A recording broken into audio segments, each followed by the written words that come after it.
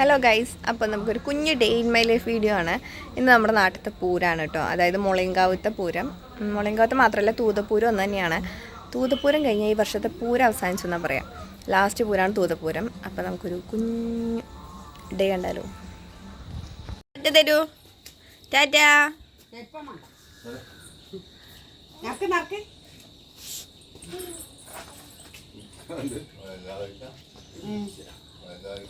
മുളങ്കാക്കി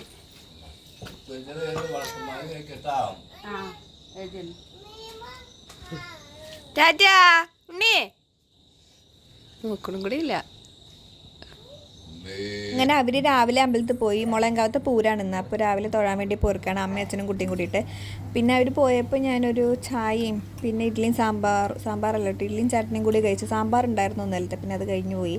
അപ്പോൾ പിന്നെ ചട്നിയൊക്കെ കൂടി കഴിച്ചു. പിന്നെ ഉണ്ട് തറയും പൂതിന് വരുന്ന പരിപാടിയില്ലേ രാവിലെ.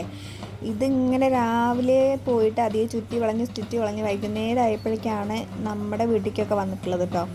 നല്ല രസം. അവരുടെ കൊട്ട് കേൾക്കുമ്പോൾ തന്നെ ഒരു പോസിറ്റീവ് വൈബാണ്. കുറച്ച് നേരം കഴിഞ്ഞപ്പോഴേക്കും അവർ അമ്പലത്തിൽ പോയി വന്നിട്ട് അമ്പലത്തിൽ നിന്ന് ചായ ഉപ്പുമാവ് കഴിച്ചിട്ടാണ് വന്നിരുന്നത്.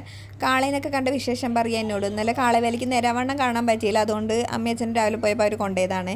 പിന്നെ അച്ഛൻ കടയിൽ പോയിട്ട് എന്തൊക്കെ വേണ്ട സാധനങ്ങളൊക്കെ മേടിച്ചിരുന്നു. സ്പെഷ്യൽ ബിരിയാണി കേട്ടോ, ചേച്ചിയുടെ സ്പെഷ്യലാണ് ബിരിയാണി ഇന്ന്. അപ്പോൾ അന്നുട്ടിയും ചേച്ചി കൂടി നന്നാക്കിക്കൊണ്ടിരിക്കുകയാണ്. അമ്മ അത് ഫ്രൈ ചെയ്യാനുള്ള ചിക്കനിക്ക് മസാല പുരട്ടി വെച്ചുകൊണ്ടിരിക്കുകയാണ് കേട്ടോ. നല്ല ടേസ്റ്റാണ് നമ്മുടെ ചിക്കൻ ഫ്രൈ. അപ്പോഴേക്കും ഇത് അച്ഛൻ ബാങ്ക് പോയിട്ട് വന്നിരിക്കുകയാണ്. എന്തോ ബാങ്ക് പോകേണ്ട ആവശ്യമുണ്ടായിരുന്നു. അച്ഛനും കൂടിയിട്ട് ബാങ്ക് പോയി. പിന്നെ എനിക്ക് ഇന്ന് ആകെ കിട്ടിയൊരു പണി എന്താ വെച്ചാൽ അരി കഴുകിയിടാൻ മാത്രം. ഇന്ന് ചേച്ചിയുടെ സ്പെഷ്യലായതുകൊണ്ട് എനിക്ക് വലിയ റോളൊന്നും ഉണ്ടാകുന്നില്ല. പിന്നെ കുറച്ച് കഴിയുമ്പോഴേക്കും തറയും പൂതനൊക്കെ വന്നു.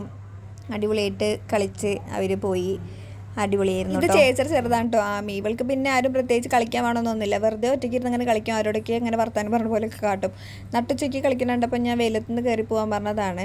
പിന്നെ അടുക്കളയിൽ പോയി നോക്കിയപ്പോൾ ബിരിയാണിയൊക്കെ സെറ്റാക്കി ദമ്മിട്ട് വെച്ചിട്ടുണ്ട്. ദമ്മ് പൊട്ടിച്ചപ്പോൾ അടിപൊളി. എന്തൊരു മണ വന്നതെന്നറിയോ. നല്ല ടേസ്റ്റുള്ള ബിരിയാണിയാണ് ചേച്ചി ഉണ്ടാക്കല്. ചേച്ചിയുടെ ബിരിയാണി ഫാൻസാണ് ഇവിടെ ഉള്ളവരൊക്കെ, പ്രത്യേകിച്ച് അച്ഛൻ.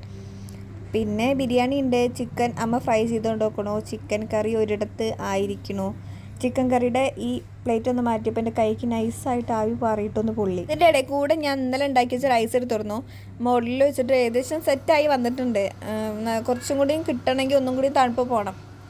ഓമക്കായും മാങ്ങയും കൂടിയിട്ടിട്ട് ഉണ്ടാക്കിയ റൈസാണ്. നല്ല ടേസ്റ്റ് ഉണ്ടായിരുന്നു കേട്ടോ. ഞങ്ങൾ എല്ലാവരും കുറച്ച് നേരമൊക്കെ വെയിറ്റ് ചെയ്തിട്ടാണ് അത് എടുക്കാൻ കിട്ടിയത്. ഒന്ന് തണുപ്പങ്ങോട്ട് കട്ട അങ്ങോട്ട് പോയാലേ അത് എടുക്കാൻ കിട്ടുള്ളൂ. അങ്ങോട്ട് അങ്ങനെ എടുത്തു. ഞങ്ങളെല്ലാവരും കൂടി ആസ്വദിച്ചിരുന്ന് കഴിച്ചു. അപ്പോഴേക്കും ബിരിയാണി ദമ്മിട്ടതും ചിക്കൻ കറിയും ഒക്കെ സെറ്റായിട്ടുണ്ടായിരുന്നു കേട്ടോ. പിന്നെ അതൊക്കെ കഴിച്ച് അടിപൊളിയായിട്ടൊന്ന് കിടന്നുറങ്ങി. വൈകുന്നേരം പൂരത്തിന് പോയിട്ട് പൂരം അടിപൊളിയായിട്ട് കണ്ട്. ഇന്നത്തെ ഒരു കുഞ്ഞു വീഡിയോ ഇത്രയൊക്കെയുള്ളൂ. അപ്പോൾ ബൈ.